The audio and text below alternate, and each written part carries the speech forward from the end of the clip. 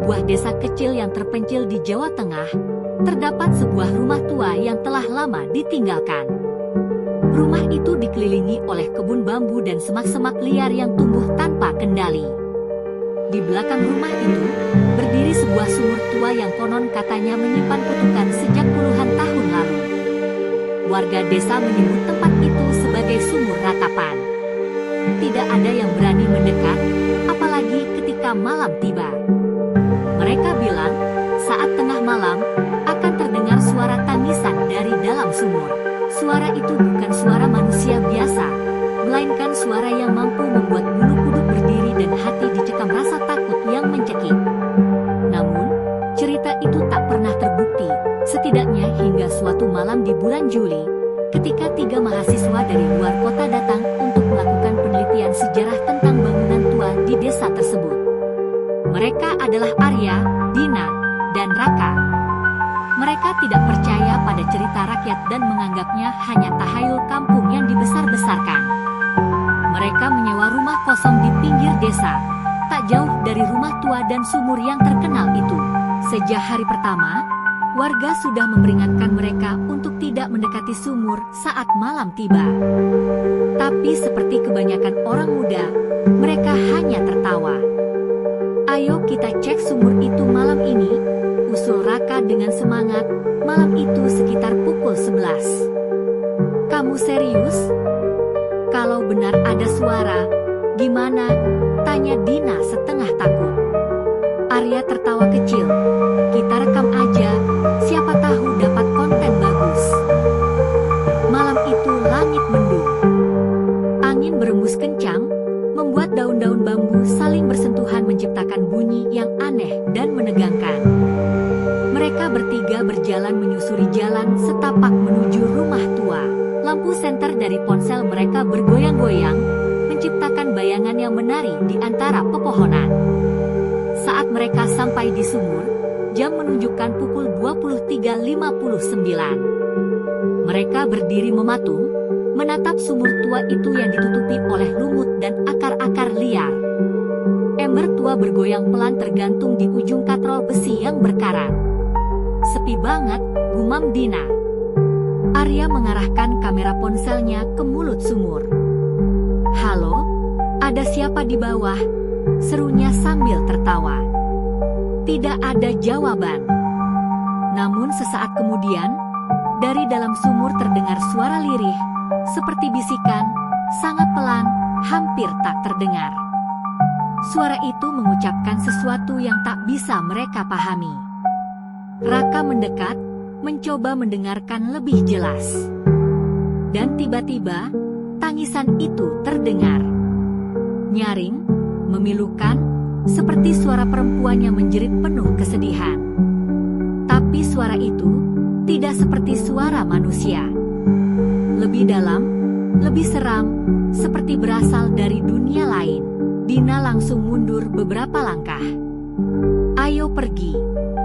Aku nggak mau di sini." Namun sebelum mereka bisa berbalik, angin kencang bertiup dari arah sumur. Senter mereka mati serentak. Dalam gelap, mereka saling memanggil, namun hanya Arya dan Dina yang bisa saling mendengar. Raka menghilang. Mereka menyalakan senter dan kembali ke rumah sewaan dalam kepanikan. Tapi Raka tidak muncul semalaman. Saat fajar menyingsing, warga membantu mencari, namun tak satu pun jejak ditemukan. Polisi dipanggil, pencarian dilakukan, tapi tetap nihil. Namun, kejadian tidak berhenti di situ. Malam berikutnya, Dina mendengar suara Raka memanggil dari luar rumah. "Dina, buka pintunya, dingin sekali." Dengan gemetar, Dina mendekat ke jendela. Tapi yang dilihatnya bukan Raka, melainkan sosok tinggi kurus, dengan wajah pucat, mata hitam legam, dan mulut robek panjang dari pipi ke pipi. Sosok itu menatapnya lekat-lekat dari balik kaca. Dina pingsan malam itu. Arya yang panik membangunkannya pagi-pagi dan langsung memutuskan untuk meninggalkan desa. Mereka naik angkot menuju terminal. Namun dalam perjalanan, supir angkot tiba-tiba menoleh ke arah kaca spion dan bertanya, "Teman kalian yang duduk di belakang itu siapa?" Arya menoleh. Kursi di belakang kosong. Namun saat dia menatap kaca spion, dia melihat Raka, duduk dengan kepala miring, menatap lurus ke arahnya, wajahnya penuh luka dan matanya menghitam seperti terpanggang. Arya dan Dina akhirnya kembali ke kota, namun mereka tidak pernah lagi menjadi normal. Dina mengalami gangguan jiwa dan harus dirawat. Arya berhenti kuliah dan menghilang dari media sosial.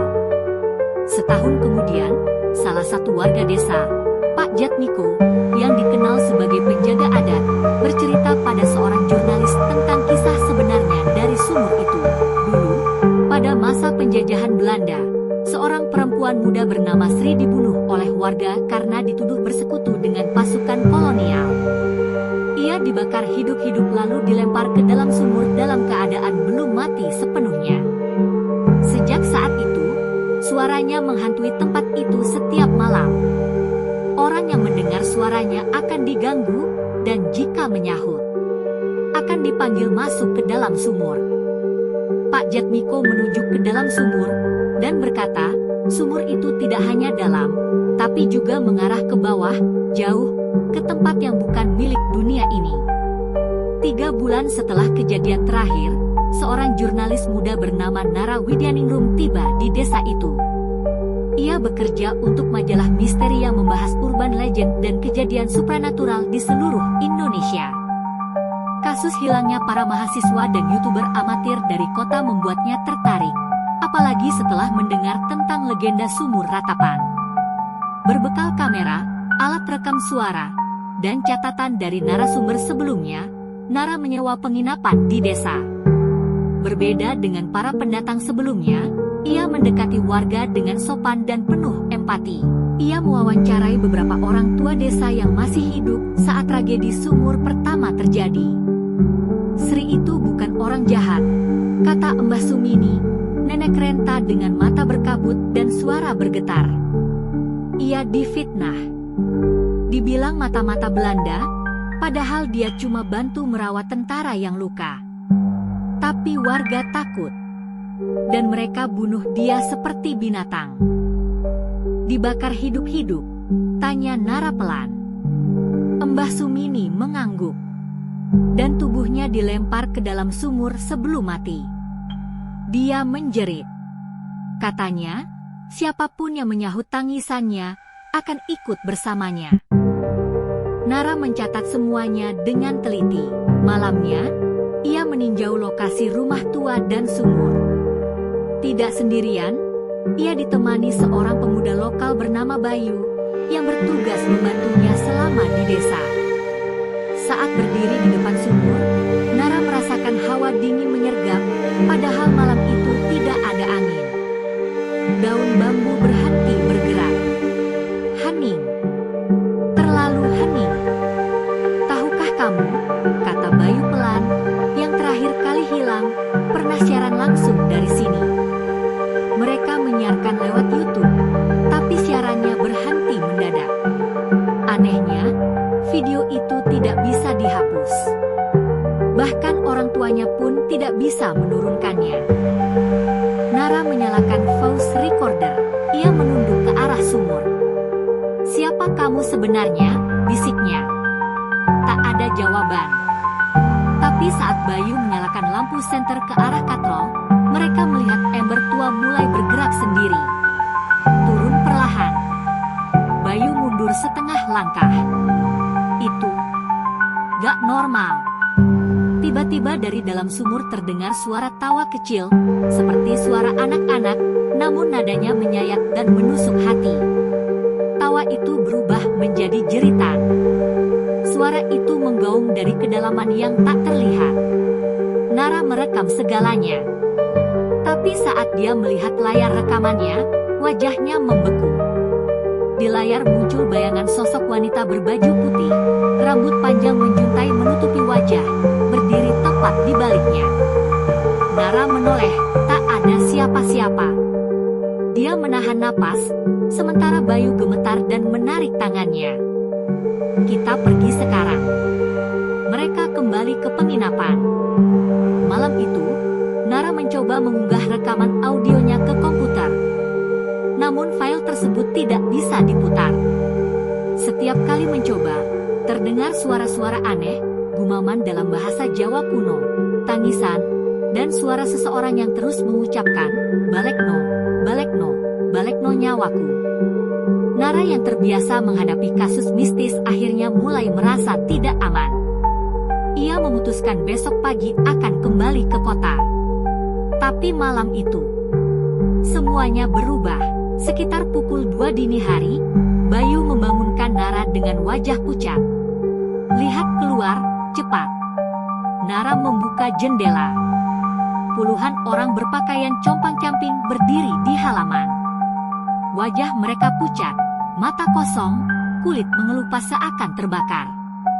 Di tengah kerumunan, ada Raka, salah satu mahasiswa yang hilang, berdiri dengan senyum aneh. Mereka tidak bergerak, hanya menatap ke jendela. Kemudian satu persatu mulai menangis. Tangisan itu sama seperti yang terdengar dari sumur, memilukan, merintih, seolah-olah mereka meminta pertolongan. "Kenapa mereka di sini?" bisik Bayu. Tiba-tiba Nara merasa ponselnya panas. Ia melihat layar, ada notifikasi, live streaming aktif, sumur ratapan. Padahal dia tak membuka aplikasi apapun. Ia menatap layar itu. Dan yang muncul adalah dirinya sendiri, dari sudut pandang seperti sedang direkam. Dari dalam sumur, Nara menjatuhkan ponselnya. Dari dalam sumur, gumamnya. Ia menoleh ke Bayu, wajahnya pucat. Bayu mendekat, mengambil ponsel Nara, dan menatap layar. Siaran langsung masih berjalan. Sudut pandangnya seperti dari mata seseorang yang berada di dasar sumur, menghadap ke atas. Dalam gambar itu, terlihat langit malam, dan bayangan seseorang yang sedang menatap ke dalam. Namun yang membuat mereka membeku, orang itu adalah Nara sendiri. "Ini gak mungkin, kita sudah pulang dari sumur," seru Bayu. Napasnya memburu. Nara gemetar. Ia menyentuh wajahnya, lalu perlahan menoleh ke jendela. Di luar, kerumunan sosok-sosok aneh masih berdiri diam. Tapi kini, mereka semua menunduk ke tanah, seperti mengikuti sesuatu yang tak kasat mata. Dan kemudian, sumur itu muncul di halaman. Bukan dalam bentuk nyata, tapi proyeksi kabut yang membentuk lingkaran hitam pekat, seperti lubang besar yang menganga dari tanah. Kabutnya bergerak memutar, menyedot cahaya di sekitarnya. Kerumunan mulai mendekat ke arah sumur bayangan, itu satu persatu, melompat masuk tanpa suara. "Bayu, kita harus keluar dari sini," bisik Nara, menarik ransel dan kameranya. Tapi pintu tak bisa dibuka. Jendela terkunci dari luar. Bahkan lampu ruangan mulai meredup. Udara mendingin drastis. Di langit-langit, suara kaki-kaki kecil berlari seperti tikus, tapi jauh lebih berat, dan terdengar seperti tangan-tangan merayap. Tiba-tiba, suara itu datang lagi. "Tolong aku. Aku belum mati. Balekno nyawaku." Tapi kali ini, suara itu tidak dari luar. Ia bergema dari dalam kepala Nara sendiri. Nara memegangi kepala, terjatuh. Bayu memeluknya, mencoba menenangkan, tapi matanya kini juga berubah. Hitam, seperti cermin. Seolah dia bukan Bayu lagi. "Bayu," panggil Nara, suara bergetar. Bayu tersenyum, namun senyumnya terlalu lebar, terlalu aneh. "Kamu dipilih. Sri ingin kamu melihat semuanya." Kemudian semuanya menjadi hitam. Ia terbangun di tempat yang asing. Dinding batu basah, gelap, dan sempit. Bau tanah bercampur darah menusuk hidung. Di sekelilingnya terdengar suara gemeretak seperti kuku menggaruk dinding. Ia mencoba bangkit. Tangannya menyentuh sesuatu yang lembek, bukan tanah, melainkan tubuh lain. Ia menoleh dan melihat mayat-mayat tergantung di dinding seperti dikurung di dalam akar-akar pohon. Beberapa masih hidup, mengerang lirih. Mata mereka memohon belas kasihan. "Aku, di dasar sumur," bisiknya. Tiba-tiba, suara langkah kaki menyeret terdengar dari lorong gelap. Nara menahan napas. Sosok itu muncul, wanita berpakaian putih, kulit hangus terbakar, rambut panjang menjuntai seperti akar basah, matanya hitam berlubang. "Sri, kenapa kau panggil aku?" tanya Nara, berani melawan rasa takutnya. Sri menatapnya. Suaranya seperti berasal dari banyak mulut. "Karena kau mendengarkan. Karena kau percaya." Nara menggigil. "Apa yang kau mau?" "Cerita. Bukan tentangku, tapi tentang mereka. Tentang semua yang dilupakan, yang dibungkam. Ceritakan kepada dunia." Kemudian Sri mengulurkan tangan. Sentuhannya dingin seperti es, namun lembut. Dalam sekejap, ratusan suara memenuhi kepala Nara. Seperti memori, seperti potongan sejarah yang ditutup-tutupi. Tentang korban fitnah, pengkhianatan, dan kematian yang tak adil. Semuanya terkubur dalam gelapnya sumur tua. Mereka semua ingin didengar. Mereka ingin dikenang. Nara terbangun di rumah sakit kota. Tubuhnya lemas, kotor, dan dehidrasi parah. Polisi mengatakan ia ditemukan di tepi hutan 2 hari setelah dinyatakan hilang. Namun tak satupun warga desa yang ditemukan. Tak ada rumah sewaan, tak ada bayu, bahkan rumah tua dan sumur yang dia datangi menghilang. Bahkan Google Maps tidak menunjukkan lokasi itu pernah ada. Tapi yang paling aneh, di ponselnya masih tersimpan rekaman video siaran langsung dari dalam sumur. Dan ada satu file audio yang tak bisa dihapus berjudul "Suara Mereka". Nara kini menulis buku berjudul sama. Ia menceritakan semuanya, tentang Sri, tentang sumur, tentang yang tak kasat mata. Namun ia tahu, cerita itu belum berakhir. Setiap malam, tepat pukul 12, rekaman suara itu akan berbunyi sendiri, memutar bagian yang sama. Satu lagi, harus masuk. Satu lagi. Sudah 6 bulan sejak Nara menerbitkan bukunya, Suara Mereka. Buku itu viral. Banyak yang menyebutnya karya horor paling menyeramkan dari Indonesia, bahkan beberapa menyangka itu hanya fiksi. Tapi bagi Nara, itu semua nyata. Setiap malam, pukul 00, file rekaman bernama Suara Mereka tetap memutar sendiri. Tidak bisa dihapus, tak bisa dibisukan, bahkan setelah mengganti HP 3 kali. Ia menyewa paranormal, bahkan membawa Ustaz dan Romo ke rumahnya. Semua gagal. Malam-malamnya kini diisi oleh mimpi buruk, wajah-wajah yang tidak dikenalnya, semuanya menangis. Dan satu sosok yang selalu muncul terakhir, Sri, menatapnya dari kejauhan, seolah menanti sesuatu. Pada malam ke-180, semuanya berubah.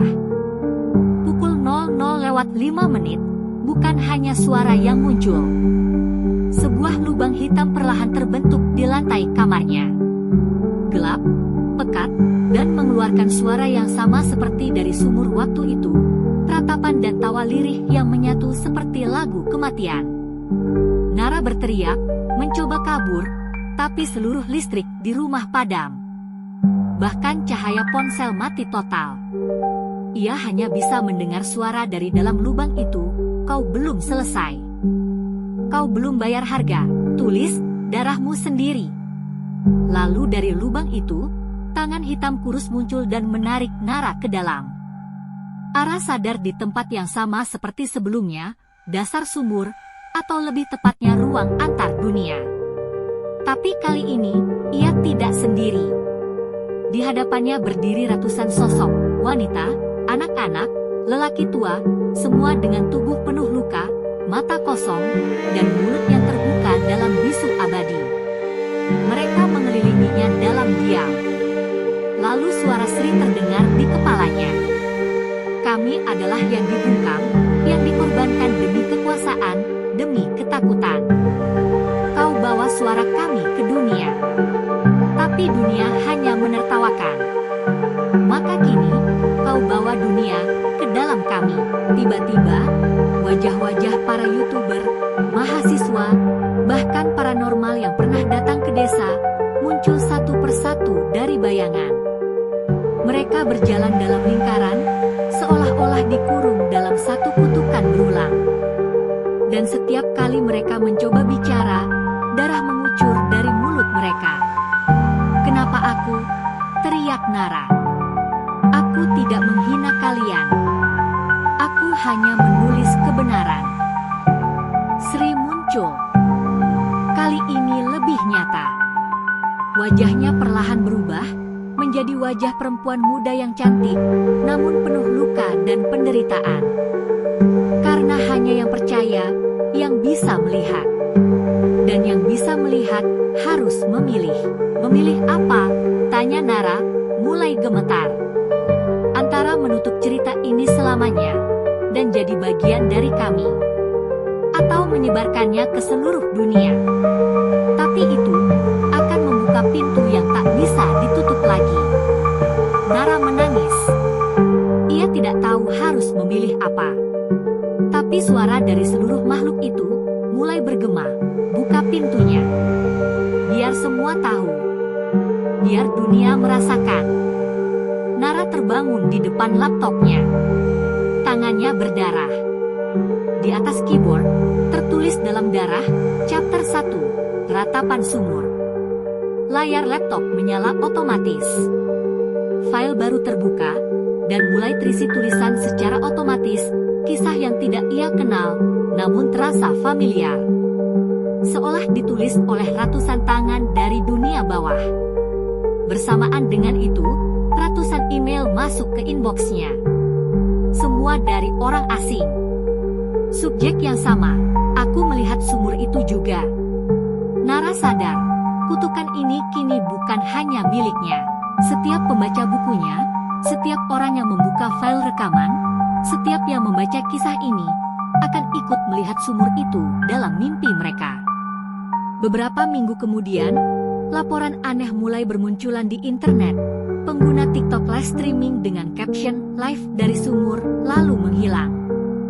Thread Twitter viral membahas link misterius yang jika diklik, akan memunculkan suara tangisan tengah malam dari HP. Forum-forum horor membahas fenomena yang sama, sumur yang muncul dalam mimpi. Dan seseorang menulis komentar di bawah video YouTube yang membahas buku Nara. Aku baru saja menyahut suara dari sumur itu. Sekarang, dia berdiri di belakangku. Setelah semua teror, mimpi buruk, dan peringatan dari dunia bawah, Nara Widyaningrum memutuskan untuk berhenti melarikan diri. Ia sadar, kutukan ini tidak bisa dihindari. Tapi, mungkin masih bisa ditutup.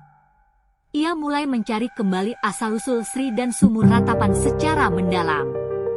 Ia mengunjungi arsip sejarah, membaca dokumen penjajahan, dan menemukan nama yang tidak pernah disebut siapapun sebelumnya, Sri Wulandari, perawat pribumi yang bekerja untuk Tentara Nasional Indonesia selama agresi militer Belanda II. Ternyata, Sri bukan pengkhianat. Ia menyelamatkan banyak nyawa, baik dari pihak Indonesia maupun musuh.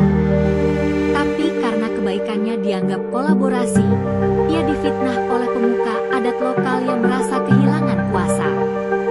Sri dibakar dan dilempar ke sumur oleh warga sendiri, malam hari, saat ia sedang berdoa. Kemarahan dan kesedihannya membentuk retakan antara dunia, menjadikan sumur itu bukan lagi tempat biasa, melainkan pintu menuju ruang antara kematian dan kehidupan.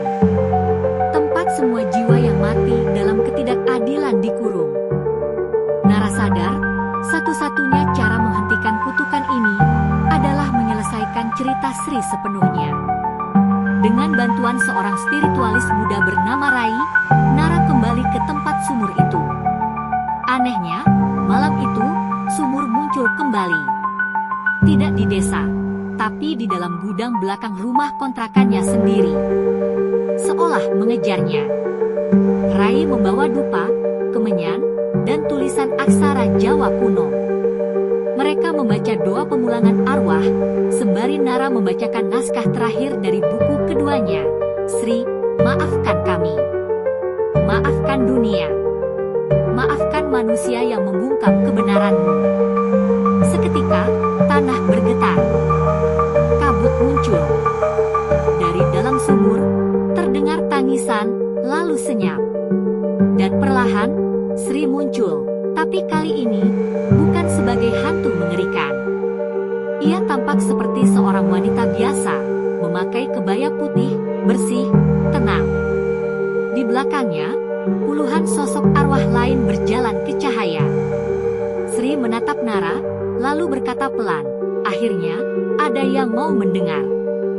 Dengan satu senyum terakhir, ia dan para arwah menghilang, dan sumur tertutup sendiri. 10 tahun kemudian, buku kedua Nara berjudul Yang Dipendam Tanah menjadi buku sejarah wajib di banyak kampus. Ia tidak lagi diganggu. File, suara mereka, menghilang. Tidak ada suara tengah malam. Tidak ada lubang. Tidak ada tatapan dari dalam sumur.